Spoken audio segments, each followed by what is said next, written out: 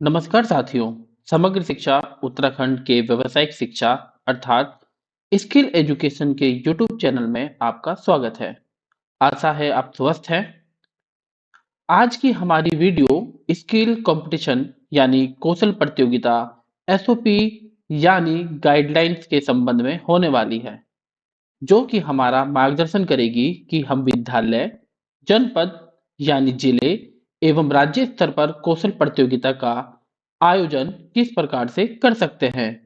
तो चलिए शुरू करते हैं हम अपनी आज की वीडियो। राजकीय विद्यालयों में व्यावसायिक शिक्षा कौशल प्रतियोगिता कक्षा 9 से कक्षा 12 के विद्यार्थियों के लिए विद्यालय, जिला एवं राज्य स्तरीय कौशल प्रतियोगिता आयोजन की मानक संचालन प्रक्रिया एसओपी को आज की इस वीडियो में हम समझने वाले हैं। सबसे पहले हम समझेंगे कौशल प्रतियोगिता एसओपी का उद्देश्य क्या है एवं क्षेत्र क्या है, कि ये जो एसओपी है उसका क्या ऑब्जेक्टिव है और किन किन क्षेत्रों पर ये लागू होगी। सबसे पहले मुख्य उद्देश्य को हम समझते हैं। राजकीय माध्यमिक विद्यालयों में व्यावसायिक शिक्षा के अंतर्गत कक्षा 9 से कक्षा 12 में अध्ययनरत विद्यार्थियों के लिए विद्यालय, जनपद एवं राज्य स्तरीय कौशल प्रतियोगिता आयोजित करने हेतु एक मानकीकृत प्रक्रिया का निर्धारण करना, जिससे कि सभी जिलों में, विद्यालयों में एवं राज्य स्तर पर कौशल प्रतियोगिता को एक तरीके से लागू किया जा सके एवं साथ में हमारी एक मार्गदर्शक की भूमिका निभा सके। साथ ही इस योजना यानी कौशल प्रतियोगिता का समन्वय एवं निष्पादन प्रभावी रूप से संपन्न किया जा सके, यह सुनिश्चित करना भी इस एसओपी का उद्देश्य है। एसओपी किन क्षेत्रों में लागू होगी?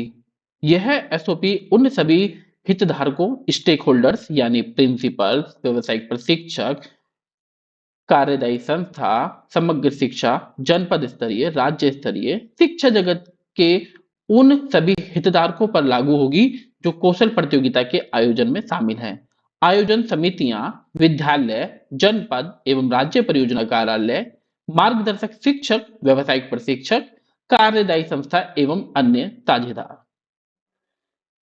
यदि हम बात करें कौशल प्रतियोगिता एसओपी निर्माण हेतु राज्य स्तरीय कार्यशाला का आयोजन, कि ये संबंधित जो एसओपी है या गाइडलाइंस है कौशल प्रतियोगिता के संबंध में, वो किस प्रकार से बनाई गई। तो हम आपको बताना चाहते हैं कि दिनांक 22 अगस्त को राज्य परियोजना कार्यालय की ओर से एक पत्र जारी हुआ था, जिस पत्र के क्रम में 28 से 29 अगस्त 2025 के मध्य कौशल प्रतियोगिता हेतु एसओपी निर्माण के लिए राज्य स्तरीय कार्यशाला का आयोजन किया गया था। इस कार्यशाला में कुल 30 प्रतिभागी सम्मिलित थे, जिसमें राज्य, जिला समन्वयक एवं व्यवसायिक प्रशिक्षक शामिल थे। साथ ही उत्तराखंड के सभी 13 जिलों से प्रतिनिधित्व इन कार्यशाला में हुआ था, जैसे जिला समन्वयक आए थे। इसके साथ ही हमारे उत्तराखंड राज्य में सभी 8 संचालित व्यावसायिक सेक्टर्स से व्यावसायिक प्रशिक्षक यानी व्यावसायिक शिक्षक भी शामिल थे, जिसमें कृषि से लेके पर्यटन तक विविध क्षेत्र के व्यावसायिक प्रशिक्षक शामिल हुए थे। तो आइए अब हम समझते हैं कौशल प्रतियोगिता में राज्य परियोजना कार्यालय की सबसे पहले भूमिका क्या है। तो राज्य परियोजना कार्यालय यानी समग्र शिक्षा उत्तराखंड की पहली भूमिका यह है, यानी उनका पहला कार्य यह है कि रणनीति निर्माण करना, राज्य स्तर पर कार्यशाला आयोजित कर जनपद एवं विद्यालय प्रतिनिधियों की मदद से कौशल प्रतियोगिता क्रियान्वयन हेतु रणनीति का निर्माण करना, जैसे कि एसओपी का निर्माण करना और मार्गदर्शन प्रदान करना। साथ ही समय सीमा निर्धारण, विद्यालय, जनपद एवं राज्य स्तर पर कौशल प्रतियोगिता के आयोजन हेतु समय सीमा का निर्धारण करना। तीसरे कार्य की यदि हम बात करें, धनराशि आवंटन, कौशल प्रतियोगिता हेतु जनपदों को धनराशि आवंटित करना और वित्तीय प्रबंधन सुनिश्चित करना। जनपदों के साथ साथ विद्यालयों को भी धनराशि आवंटन करना। राज्य स्तरीय समिति में राज्य परियोजना निदेशक, अपर राज्य परियोजना निदेशक, उप राज्य परियोजना निदेशक, व्यवसायिक शिक्षा एवं समन्वयक शामिल हैं। तो ये राज्य परियोजना कार्यालय की भूमिका अर्थात कार्य है। इसी के साथ कौशल प्रतियोगिता में जिला एवं विद्यालय स्तरीय क्या जिम्मेदारियां हैं, उनके क्या कार्य हैं, चलिए उनको हम समझते हैं। सबसे पहले जिला परियोजना कार्यालय जनपद स्तर पर कार्यशाला का आयोजन करना, जिससे कि संबंधित विद्यालयों के प्रधानाचार्यों, व्यावसायिक प्रशिक्षकों को कौशल प्रतियोगिता के संबंध में जानकारी प्रदान करना कि सभी विद्यालयों में जनपद स्तर पर कौशल प्रतियोगिता का आयोजन किया जाना है। विद्यालयों को धनराशि आवंटन करना, आईटीआई, पॉलिटेक्निक से सहयोग प्राप्त करना, स्थल व्यवस्था, सामग्री प्रबंधन। जब जनपद स्तरीय कौशल प्रतियोगिता का आयोजन किया जाएगा तो उसके लिए स्थल व्यवस्था एवं प्रबंधन, चयनित विद्यार्थियों की सूची राज्य को भेजना।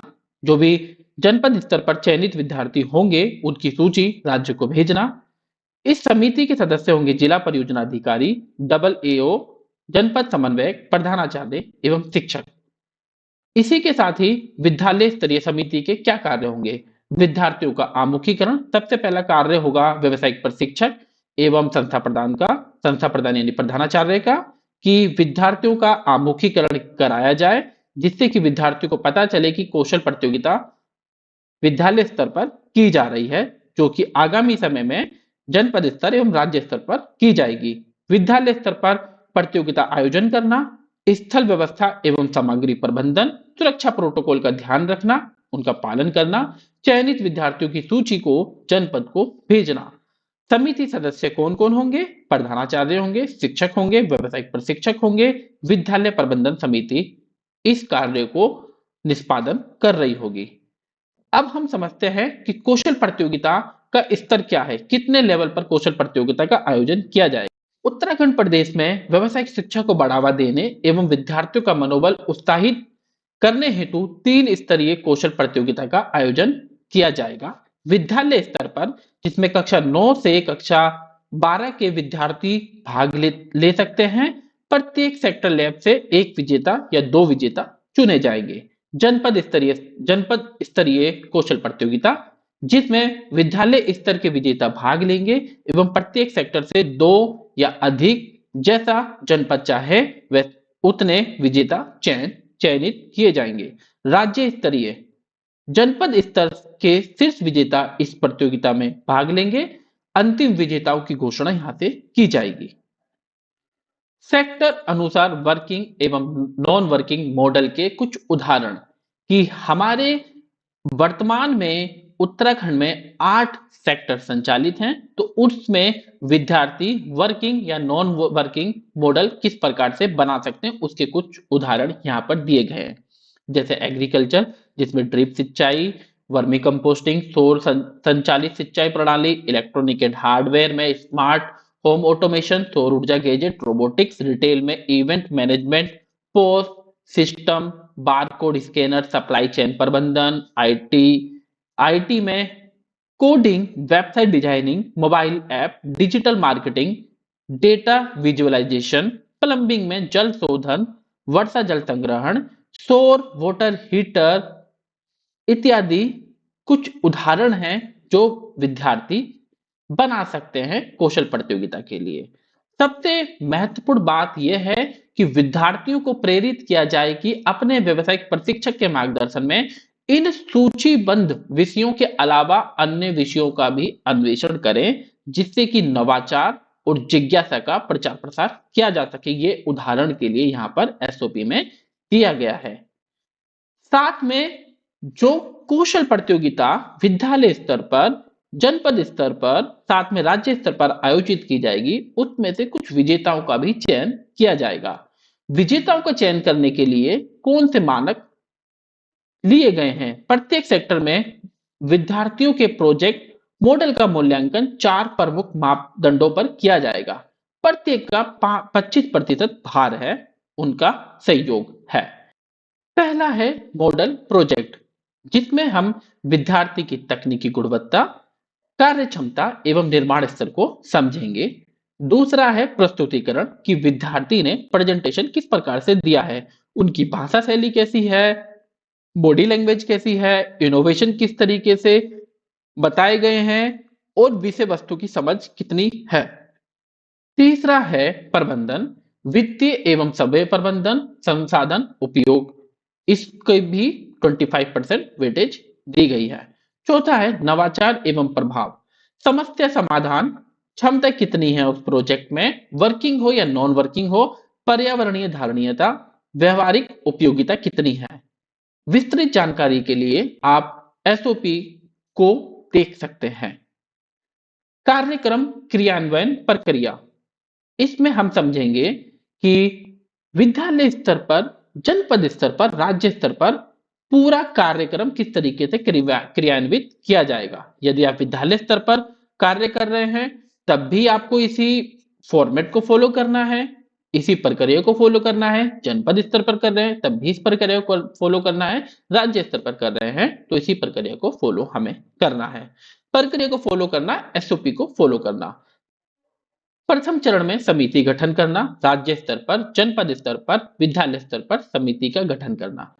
चरण 2 में योजना निर्माण, तिथि निर्धारण करना, योजना स्थल का चयन करना और समय सारणी तैयार करना। चरण 3 में समन्वय स्थापना, एनजीओ, आईटीआई, पॉलिटेक्निक से सहयोग प्राप्त करना, निमंत्रण भेजना, मीडिया प्रचार प्रसार में की प्लानिंग करना। चरण 4 में व्यवस्था सुनिश्चित करना, स्टॉल, बूथ की, ऑडियो वीडियो उपकरण की, हेल्प डेस्क की, मेडिकल सहायता एवं सुरक्षा की व्यवस्था। चरण 5 में कार्यक्रम का संचालन होना, प्रतियोगिता आयोजन, उपस्थिति रिकॉर्ड, फोटो वीडियो संग्रहण और सुरक्षा प्रोटोकॉल की निगरानी करना। चरण 6 में विद्यार्थियों एवं हितधारकों से फीडबैक एकत्रित करना और सुधार के लिए विश्लेषण करना।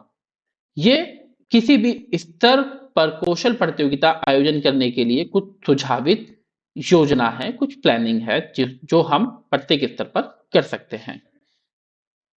संपर्क एवं महत्वपूर्ण जानकारियां, अन्य महत्वपूर्ण जानकारियां, ये कौशल प्रतियोगिता उत्तराखंड में व्यवसायिक शिक्षा को बढ़ावा देने और विद्यार्थियों के कौशल विकास में महत्वपूर्ण भूमिका निभाएगी। यकीनन ये निभाएगी, इस ओर हम प्रयासरत भी हैं। कार्यदायी संस्था के दायित्व, सभी विद्यालयों के साथ वर्चुअल आमुखीकरण का आयोजन, Google Meet, Microsoft Teams, Zoom के माध्यम से सभी विद्यालयों का आमुखीकरण करना, समस्त विद्यालयों की भागीदारी सुनिश्चित करना, प्रचार प्रसार करना, प्रतियोगिता से एक सप्ताह पूर्व सभी विद्यालयों की सेक्टर लैब में रॉ मटेरियल्स की उपलब्धता सुनिश्चित करना कार्यदायी संस्था यानी वीटीपी के कार्य रहेंगे।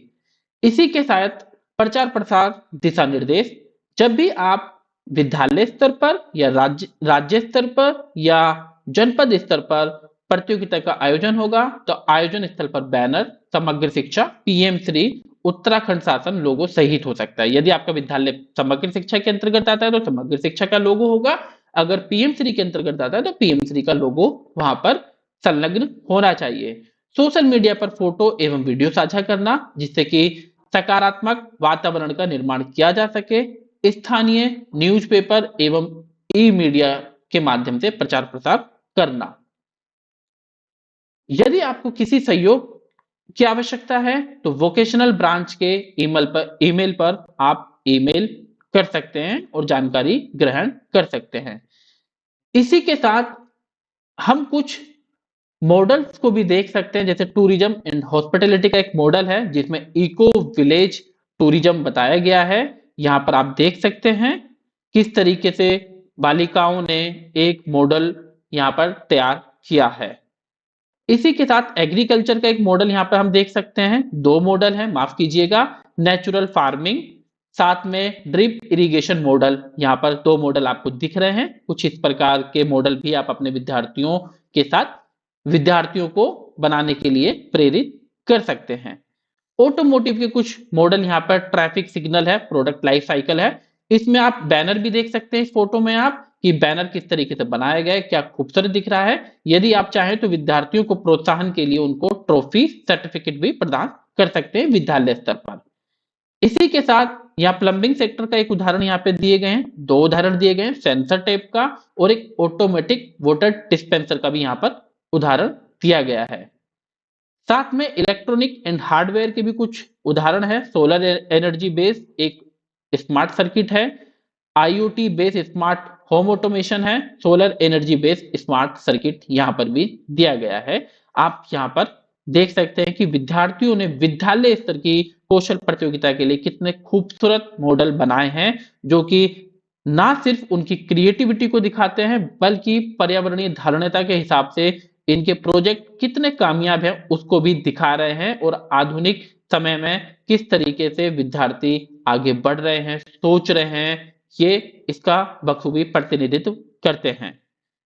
इसी के साथ इलेक्ट्रॉनिक एंड हार्डवेयर की एक छोटी सी वीडियो भी हम यहाँ पर आपको दिखाते हैं। आप समझ पाएंगे कि विद्यार्थी किस प्रकार से प्रेजेंटेशन दे रहे हैं। तो यहाँ पर एक ऑटोमोटिव सेंसर टेप है, उसकी प्रेजेंटेशन एक विद्यार्थी के द्वारा दी गई है। आइए हम देखते हैं। मैं कक्षा 10 का छात्र हूँ। मैंने बनाया एक automatic sensor tap. Automatic sensor tap यह है कि यह इसमें हम हाथ पास लाने से ही यह पानी आने लगता है, हाथ हटाने से ही बंद हो जाता है। इसमें हमने मोटर लगाया है और इसमें हमने 9 वाट की बैटरी और स्विच लगाया है जो सेंसर से कनेक्ट है। इसके पीछे एक रजिस्टर है जो इसके करंट को कंट्रोल करता है। तो मैं इसको आपको प्रयोग करके दिखाता हूँ। यहाँ में हमने स्विच दबाया है, जो सेंसर है वो चलने लगे। जैसे हम इसके पास हाथ लाएंगे तो ये सेंसर काम करने लगे जिससे पानी आएगा, और हाथ हटाते ही पानी बंद होगा जिससे वेस्ट भी नहीं होगा।